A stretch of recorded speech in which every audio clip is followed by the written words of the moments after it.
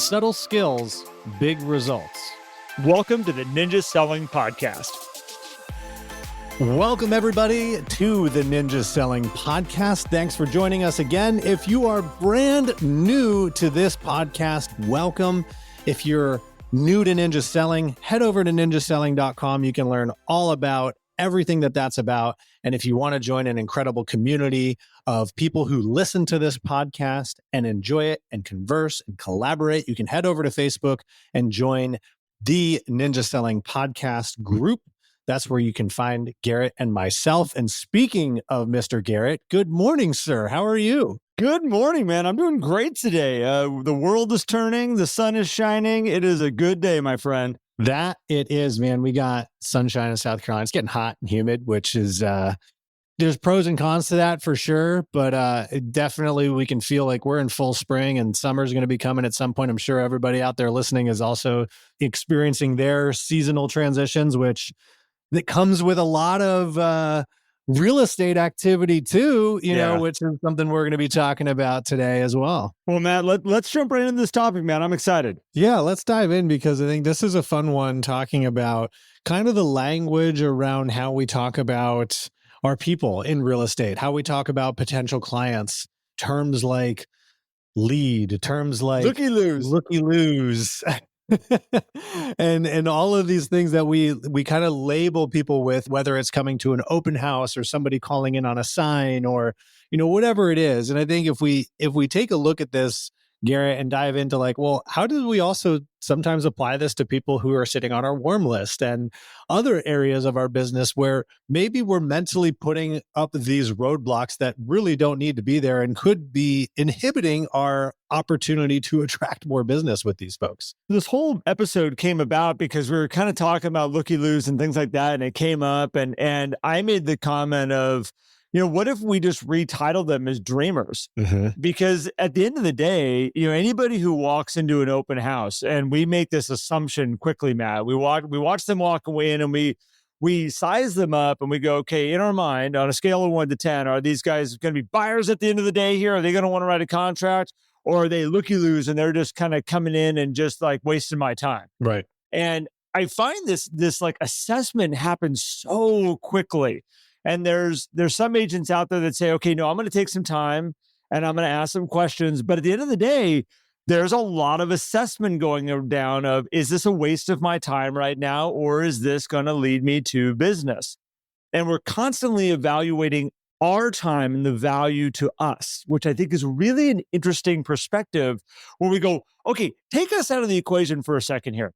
What if we gave great time and great attention to the looky-loo, I'm going to refer to them as a dreamer right now, and say, okay, what if that dreamer got the full attention? What if that dreamer got somebody who really wanted to learn about their goals, their dreams, where they're headed to, and took that extra time, figured out what they wanted, and actually not only maybe help them get to it right now, maybe help them get to it in down the road? Doesn't this person turn into an incredible referral source? Somebody that goes, you know what? I've never met a realtor like that ever that took that time to figure out what's important to me and what I want to learn. Like, this is where I find the best referral relationships come from. But you got to change how we're looking at these people up front if you want to open up these doors, Matt. Yeah. Well, I think it's the mindset of how we approach it. And I think changing that language and saying, hey, these are dreamers. These are real estate dreamers. These are people who want to learn more. They want to envision themselves, wave their magic wand, so to speak, and just be like, hey, what if this house was ours? Right. And I think we get so focused sometimes about the transaction as real estate agents, particularly when we're in our element. When we're in an open house, we're like, cool, this is great. You know, there are going to be people who come into this house who want to buy a house this month, and I can just immediately jump them right onto the hot list. And that is exciting. And we do want to be on the lookout for those people or potential sellers as well. A lot of times we can find those people at things like open houses, but also think about the people who make online inquiries and sign calls and other things where they could be in this dreaming element and not necessarily ready to just be a part of a hot list. And a lot of our actions following these things are focused on How do we move these people towards a transaction? Now in Ninja, we highly recommend, hey, once you have these conversations, focus on getting to a consultation so that you can really understand these people. But sometimes the dreamers are going to be those people who were like, they don't even want to do a consult. Like, how do I get them to there? And it's like, this is the opportunity to build relationship and add value that is not around doing a transaction, right? It's asking the questions and better understanding, like, well, tell me about your dreams. Tell me about what this house, as you walked into it, what you were hoping to feel from something like this. And now all of a sudden, these people can populate your warm list. If anybody's sitting there, gosh, I don't really have a big warm list. Like, who's dreaming about real estate right now who may not be ready to transact this year, next year, or even the year after? These are people that can fill your warm list, give you ample opportunity to talk about them, whatever life change might be going on, and talk about real estate, because if they're dreaming about it, who better to talk to share that dream than a realtor? Well, so let's just, for fun, let's take a step outside of real estate for a second. Let's take the business that keeps coming into my head as a grocery store. And, grocery stores have the ability of having one-off sales all the time. You run in, you grab something. There's many grocery stores that I've been into one time and I'll never go back to, even in my town. There are grocery stores that I have just stopped by, grabbed a little snack, and boom, out the door. And yeah, it was a grocery store. It did exactly what it was supposed to do. It had my item that I needed, and I was out of there. There's an opportunity for these stores, though, to create an experience when I go in that makes me go, that's a store I'd go back to. That's a store that I would tell my friends about. That's one that I would go and shop at again. And I recently had it happen with one here in town, and I went into it in dreaming mode. It's funny. We were out running errands, my son and I said, hey, can we run into the store really quick? I've always wanted to go into that store. I've always been curious about it. And I am particular about grocery stores. I like knowing where things are at. I like being able to walk in and find what I want. If I have to walk around and find what aisle did they decide to put the mayonnaise in this time because it doesn't make sense in this store. I have a grocery store like that. Oh, it's like, why? Why would you put it over here? That stuff drives me crazy. I like to be super efficient, in and out. My wife is like, why do you go to that same grocery store all the time? It's the most expensive one in town. It's because I know where everything is. It just makes it easy, in and out. Got it. But what's interesting is we went and checked out this new one, and I was in what I would look at as dreaming mode. And that dreaming mode could be when you're talking to a contractor, when you're dreaming about design of your house, when you're dreaming about even what if we looked at different insurance plans and we started calling different, It could just anything. It's anything where you're just learning about things to make a future decision that may or may not be made. It's not like a lot of people equate dreaming, and I'll get back to your story here in a second, Garrett, but a lot of people are like, oh, well, dreaming is like this big, massive thing, which it can be, by the way, and it should be. Yeah. But it also is these little things of just understanding, like, what would it be like if we did switch garbage services? What do they cost, right? Like, we're planning and thinking about things in the future. That's dreaming mode. This grocery store was a great one. It's called Sprouts in our town here. And we were like, well, let's just roll into it and see what it is. Both my son and I walked through it. And the whole time we're walking through it, there's two things. One is that we're like, it has no name brands. Speaking of mayonnaise, I couldn't find my mayonnaise. That was a little annoying. They have their mayonnaise, their special off-brand, organic, everything. Yeah, we won't go there. No Dukes, huh? Yeah. Bummer. But the area that got my attention was how the vegetables and fruit were all laid out. I know this is little things, but it's like there was something about the environment that was so engaging and wanted you to go over there and check it out, how it was lit, how it was stationed, how it was something about it. And which then took me over to the meat section. And all of a sudden, I find myself buying like 5 pounds of buffalo wings, fresh buffalo wings. And I'm like, I'll take that flavor, and I'll take that flavor, and that one. And both my son and I are like, we're coming back every week. Like, look at this. Like, isn't this cool? It's been there for years. That store has been there for years. And it took me getting into this little state of wanting to dream and check something out. And I could have easily walked in there, yep, just another grocery store, and bounced out. But the way they presented it, the way it showed up, the people that ran this were both my son and I walked out going, I don't know how they hire in there, but those are the nicest people I've found in any grocery store in our town. They were above and beyond. You know, it's funny. In their hiring process is like, hey, you got piercings? You got tattoos? Like, cool, come on. Like, come in.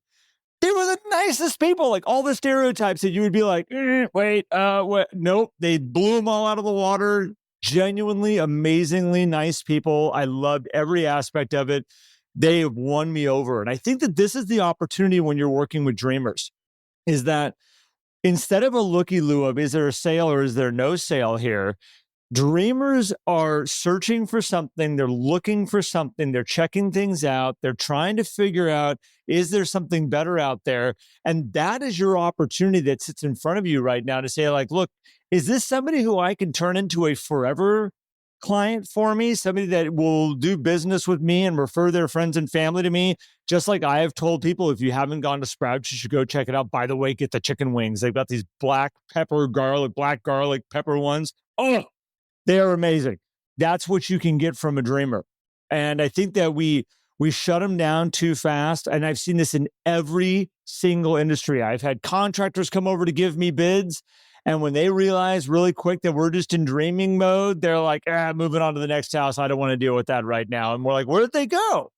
And I'm like, oh, that's right. They did not see me as somebody who wanted to build today or remodel today. I'm somebody who's gathering information and they have no time and energy for me. Like, that's really too bad. That is a immediate looking for the sale, no sale, moving on to the next one. And it's not ninja. I'll tell you that right now. That is not who we want to be as ninjas. And it's the difference of the people that I see that have more business than they know what to do with, is they understand that these are dreamers and we need to be there with them. And the ones that are always fighting for the next transaction or moving deal to deal, you know who you are. Yeah. I love the description of like the real opportunity with people who are in dreaming mode is. I thought you were going to say the chicken wings, but I'm sorry. Yeah. Chicken wings sound really good too. But is the referral opportunities that come from these folks, right? Because let's be honest, somebody who's in dreaming mode, they know they don't want to waste somebody's time. Yep. Right. These are the people who go into an open house like, we don't really want it because like, they're going to do the sales pitch. And honestly, I don't want to waste somebody's time if I'm not going to be making a decision today because I feel bad, right? Like that's just our normal state. However, if somebody is open to providing value and is showing that through, hey, I know you're just in this dreaming state, but here's some value. Here's some information. Here's how I'm going to stay in communication with you. All of a sudden they go, oh, okay, this is really great. Now I have somebody who I trust, who I can stay in communication with, which by the way, isn't like an everyday thing here too. Like it's not a whole lot of effort to build a relationship with someone who's a dreamer because they're not ready to do anything right now. We just want to figure out a cadence of communication that allows us to share value. And so from a tactical perspective, this is where, as you're prepping for open houses, as you're prepping to receive calls on listings and things like that, have some questions written down that you're remembering to ask that aren't related to getting somebody right into a consultation or getting somebody right into a transaction. Have some questions that learn a little bit about them, that learn a little bit about their dream. Great. Tell me a little bit about, why you stopped in today. And then ask why off of that answer. And then ask why off of that answer. And all of a sudden you have a ton of information that you can use a week later saying, hey, thanks so much for coming through. How about this? This thing was just like what you were talking about, right? Which could be real estate related or could be not. Well, it's funny how you can get away with different questions because like I could never have somebody walk in my front door of an open house and have me go, hey, are you guys looking to buy in a home today? You wouldn't ask that. And I mean, maybe there's some people that would, trying to weed people out really fast. What are you guys looking for, in your house? You're obviously out shopping. You're out looking at homes. What are you guys looking for? You could totally take that very strong approach. I would never do it. My approach has always been is, get to know people, figure out what they're, kind of what they're, what's brought them in, what their energy's about. Now I could ask, are you guys currently looking for your next house or are you dreaming about what the future could look like? Like I could ask that question fairly comfortably.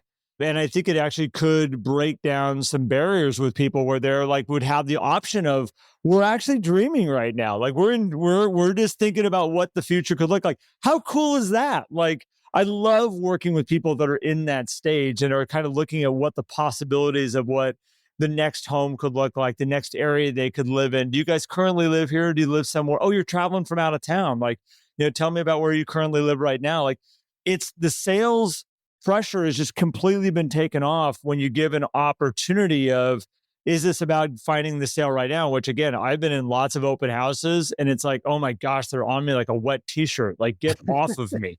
Well, yeah. To the other side of it, of just saying like, oh, they put it on the table up front that it's okay for me to be in here dreaming. It's okay for me to be thinking in here about my next steps. On last open house I went into, I was dreaming about what are the finishes and everything that's in this house, because I'm in the process of working on my house. I was in total dreaming mode. And if that person would have said that to me, I'd be like, I am here for one specific reason. I'm remodeling my house and I'm just seeing what kind of colors, looks, feels are in different homes right now. Talk to me. Let's have some fun. Let's chat. Let's build a relationship and stop trying to get me to figure out why I want to sell rather than remodel. Well, and here's the thing too, and I have a story about this. Like, this business is so hyper local, real estate. So if you are able to engage a new person in your locality, you now have another raving fan that could be walking around, or potential raving fan that could be walking around out there sharing your information. And it is so much easier to get these folks onto your auto flow and keep them there for your general like email list and postcards, because they see you differently. They don't see like, oh, Garrett just threw me onto some list. They're like, oh, that's the newsletter from Garrett, that awesome realtor we met who took the time to converse with us. And so my wife and I went to an open house. This was last year sometime. My wife wanted some inspiration on the things that we were doing in our house, mainly paint colors. And this particular house had, the doors were painted, and we ended up painting our interior doors. And she was like, gosh, like, I wonder what that looks like in person and what that color is. And so we went to the open house, and it was very clear with the agent that we were there to look at basically the design of the house. And she was very nice. And now I guess you could say there could be some nuance here because I'm a licensed agent and we're actually licensed at the same brokerage, even though I don't list and sell, and made that very clear. But there was kind of, once Jen started talking about like, oh, who designed this house? Like, would you be able to get me the paint color that was used and all this stuff? And it was kind of like, yeah, maybe, I don't know. And there was just no clarity. There was no let's dream together. And it wasn't like, oh, let me follow up and get that for you. Where I was like, gosh, the opportunity for this agent to have my wife on her email list, to have her contact info, because she knows that I don't list and sell, right? So my wife ain't referring anybody to me, but that would be another fan out there that she have like, that realtor was so nice. She connected me with the designer, got me the paint color and everything. We never got the paint color, by the way. Never got the paint color. And we ended up choosing our own paint color, and it looks absolutely fabulous, I must say. That's awesome. My wife did a fantastic job with our house, but it was just like, I was thinking. Of course, with Jen's not going to let you guys get away with that color. Like, I've been in your home. No, definitely not. Definitely not. The house looks outstanding. And for those of you, well, I don't know if anybody's, I'll post some pictures at some point. Actually, I probably should. Anyway, that was the opportunity of like, here we were, this young family that's dreaming, because we had our girls with us and everything too, in this brand new house. And it was a brand new house. Like, we could have been on the mailing list. We could have been developing a relationship, being referrals, knowing that I'm a licensed agent, that I don't actually list and sell. Those referrals got to go to somebody if I'm not doing that business, which they do. And she is an incredible agent because she stays in good flow with me. So that was an opportunity right there of like, that's an example. And those people exist in open houses so often, where there's somebody who's like there's two scenarios. You were at an open house getting inspiration. I was at an open house getting inspiration. And those are those things where those people will refer business out, because if they're doing remodels in their house, their mind is on real estate too. The reticular activating system is working. These are incredible fans to have out there who will pass your name along, who will introduce you to other people, because they know that you'll make them look good on that introduction, because you took the time to converse with them and add value to them, knowing that there was no transaction right there, right then. That's the thing. When somebody gives you their time and they give you their energy and their heart and they care about you, regardless of the outcome for them, regardless of the win for them, that says everything about that person. And I think that's that moment that they get to make a decision about who you are, how they want to talk to you in the future.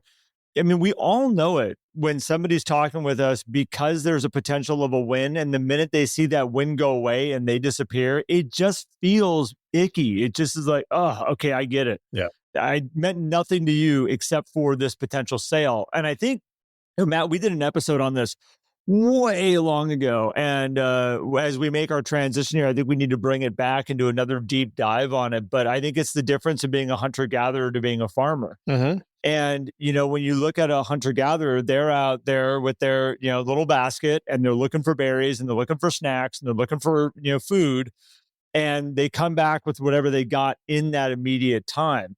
Where when you take a farmer is sitting there and they're seeing that dreamer that comes in as a potential seed. And they're saying, okay, let's take that seed, let's plant it in the ground, let's water it, let's fertilize it, let's take care of it, we'll pull the weeds around it, we'll make sure the soil's prepped right for it. And boom, all of a sudden it starts producing food. And it will continue to give food depending on, whatever you plant, how you take care of it. And so I think that like this mentality, the more so it can change. The hunter-gatherer approach, if you get, what's the best example here? I keep thinking like if you were to get hurt, but if something takes you out, if all of a sudden something removes you from the game, your food source is shut off immediately tomorrow. It is done if you're in hunter-gatherer mode. Well, if you stop doing open houses as an example here, if you just stop going out and trying to put yourself in front of transactions, then the transactions go away. Whereas if you have the relationships from all these other folks who were just dreaming at one point, we have a way bigger source of it. Your database grows too. Like we say in Ninja that your database is the central nervous system of your business. Well, talk about helping your database grow by making sure you're not limiting the people that come into your database just based upon who's going to do a transaction right now. And as you add these people in, it just continues to grow. You got to get out of that immediate gratification mindset. And you got to look at this as a much bigger picture that, again, what we typically find, what I've seen, Matt, and you've seen, all of our coaches have seen, is that it does take a little bit of time. You got to be patient as a farmer to get the crops going and get everything happening and get it all going. At some point, though, if you've been doing it right and if you've been taking care of it, all of a sudden it's like, oh my gosh, where did all this business come from? Why is this continue to come in at this level? Why, all of a sudden I've got more referrals than I've ever had. I've got more people needing my help than I've ever needed. You've been farming is what you've been doing. You've been building this field of this amazing crops. And currently right now, again, when you're in that looky-loos state, would this be someone who's going to buy right now? Is someone who's going to do business right now? Just stop and ask yourself, am I in hunter-gatherer mode right now? And hunter-gatherer mode is, again, it's very short-term. It leave you a lot of times at the end of the day, end of the week going, oh, crap, I got to get out there and go find more food for myself because if not, I'm going to starve at the end of this month. We got to change this mentality. I've done a lot of sales in my life outside of real estate. I've sold cars. So, I've talked about it on the episodes, been in the outdoor industry. And a lot of the relationships that have led to sales are people that were dreaming up front. They were dreaming of a trip that they were going to take and starting to look at all the outdoor gear that they were going to need and the gloves they were going to need. And what was this going to be as they were taking this expedition? And then all of a sudden they would come back in because of the relationship and they'd be like, okay, Garrett, I'm ready. Let's do this thing. We're going big. We're getting the tents. We're getting the sleeping bags. We're getting the hiking gear. Like we're doing it all. So we're going to have the best stuff on this trip. If I looked at it as just the sale in that moment, I probably would not have earned that business of them coming back. Wouldn't have earned their business of coming back for their next trip also, by the way, because I was just a sale is what I was trying to figure out. Same thing with cars too. There's a lot of times. Remember my sales manager used to say we call them tire kickers when they would come in, and it used to drive me crazy because he would be like, "Tire kicker, Garrett, get him out of here." He goes, "Why don't you just tell them to walk across the street? There's a shopping center over there. They can walk around and look at all the cars they want, just not on our lot." And I was like, "Dude, like, come on, man! Like, these are people. Like, let's figure out what they need and what they're trying to accomplish and see if we can help them." That's why I like selling used cars rather than new cars because you only had one selection of new cars. And I think that highlights like the higher ticket your item is that you're selling, the better opportunity you're going to have to build a sustainable business by having more conversations with people in a dreaming state. And real estate, certainly, I mean, it's like the highest ticket item that you could possibly get. I mean, hundreds of thousands, if not millions of dollars, right? For these things. And important. Cars are a couple years for a lot of people. I mean, literally, like, the average person, A home could be decades. there's a reason you lease a vehicle is because every 3 years I'm just going to get a new car. For a lot of people in our population, Yeah. You buy used cars, they're going to give you about 3 years out of them, hopefully, and you might be having to switch over to a new used car. You look at a home, like the amount of time you spend, the memories that you spend. There are things that you build inside of a house, as you said, Matt, it's a higher ticket item as you dream. It is a way bigger experience. Yeah. And just again, so basically what we're saying here is change your language, right? Instead of looky-loos, nosy neighbors, look at all of these people who come through an open house, sign calls, these things, or even just ask like the people who are generally asking you questions about real estate, even though they don't want to transact, these are dreamers. These are people who have a dream. Change your mindset, change your internal dialogue, change your focus on them. It will lead you to a long-term successful business rather than a short-term win. And it's funny, we celebrate the short-term wins. We high-five other people, did an open house, found a buyer. We had 10 other people come through that were dreamers that we let go. What's the true win? What did we really win on? Yes, you got one sale. You might have potentially lost 20 other sales down the road because you just didn't look at them as dreamers. They were just looky-loos coming through. Filtered those guys out, got rid of them, found the sale. Well, so thank you all for tuning in. We're so excited. We always enjoy having you join us in our mornings, and we are excited to join you in your mornings. And if you want to learn more about what's going on in Ninja, go to ninjaselling.com. And if you want to learn more about what's going on in coaching, you can check out the coaching program there also. And Matt, thank you so much, man. Appreciate these mornings with you as always. Yeah, I always do, man. Thank you. And thank you, everybody, for tuning in. We'll catch you on the next one. Thanks, everybody. If you enjoyed today's episode and would like more, visit us at theninjasellingpodcast.com. There you will also find links for more information about ninja selling and coaching. Have an incredible day.